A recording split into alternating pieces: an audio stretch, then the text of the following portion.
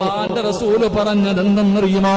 ആരെങ്കിലും എന്റെ ഖബറ് സിയാറത്ത് ചെയ്താൽ മദീനത്ത് പച്ചക്കുപ്പയുടെ മടിത്തട്ടിൽ കിടന്നുറങ്ങുന്ന ലോകത്തിന്റെ നേതാവിന്റെ റൗള ശരീഫിന്റെ മുറ്റത്ത് ചെന്നിട്ട് അസ്സലാത്തു വസ്സലാമു അലൈക യാ സയ്യിദി യാ റസൂലല്ലാഹ്, മുത്തുനബിയുടെ റൗള കണ്ടാൽ അജ്മീറിൽ പോയവര്, നാഗൂര് പോയവര്, ഏർവാടിയിൽ പോയവര്, മുത്തുപേട്ടയിൽ പോയവര്, എന്റെ പ്രിയപ്പെട്ടവര്, എല്ലാ ഖബറുകളും നിങ്ങൾ സിയാറത്ത് ചെയ്തല്ലോ. എങ്കിൽ അല്ലാഹുവിന്റെ റസൂലിന്റെ റൗള കണ്ടിട്ടുണ്ടോ?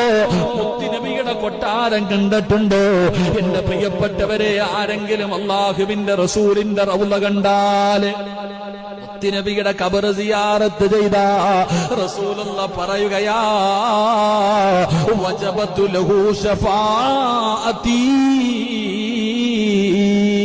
ആരെങ്കിലും എന്നെ കാണാമെന്ന എന്റെ റൗള സിയാറത്ത് ചെയ്ത ഞാൻ കൊണ്ടുപോകും സഹാബ. അല്ലാഹുവിന്റെ റസൂലാ പറയുന്നത്, ആരെങ്കിലും എന്നെ വന്ന് കണ്ടാൽ, എന്റെ മദീനത്ത് വന്ന് എന്നെ സിയാറത്ത് ചെയ്താ ഞാൻ കൊണ്ടുപോകും സഹാബ. മുത്തുനബിയാണ് പറഞ്ഞത്, ഞാൻ സ്വർഗ്ഗത്തിൽ കൊണ്ടുപോകാം. അല്ലാഹുവിന്റെ പ്രവാചകന്റെ ശഫാഅത്ത്, മുത്തുനബിയുടെ ശഫാഅത്ത് കിട്ടും ചെറുപ്പക്കാരാ. മോഹമുണ്ടാകണം മുസ്ലിമേ. സമ്പാദിച്ച് കോടികൾ വെച്ചിട്ട് കാര്യമില്ല. ദുനിയാവിൽ രണ്ട് സ്വർഗമുണ്ട്. ഒരു സ്വർഗം ഈ ഇരിക്കുന്ന മജ്ലിസാണ്. ഇനി രണ്ടാമത്തെ സ്വർഗമങ്ങ് മുത്തുനബിയുടെ റൗളയുടെ ചാരത്താ, ആ ഖബറിന്റെ ചാരത്താ. അവിടെ പോയിരുന്നെന്ന് 2 റക്അത്ത് നിസ്കരിക്കുന്നത് അല്ലാഹുവേ ഭൂമിയിലെ സ്വർഗമെന്ന് മുത്തുനബി പഠിപ്പിച്ചു തന്ന സ്ഥലമാ. അതുകൊണ്ടാ പറഞ്ഞത്, മക്കത്ത് പോകണം, മദീനത്ത് പോകണം. ചിലരുടെ ജീവിതത്തിലെ ഏറ്റവും വലിയ മോഹമതാണ്. അതിനുവേണ്ടി ജീവിച്ചവരുണ്ടല്ലോ, അതിനുവേണ്ടി ജീവിച്ചവരുണ്ടല്ലോ. എന്റെ പ്രിയപ്പെട്ടവരെ, മദീനയെ സ്നേഹിക്കണം.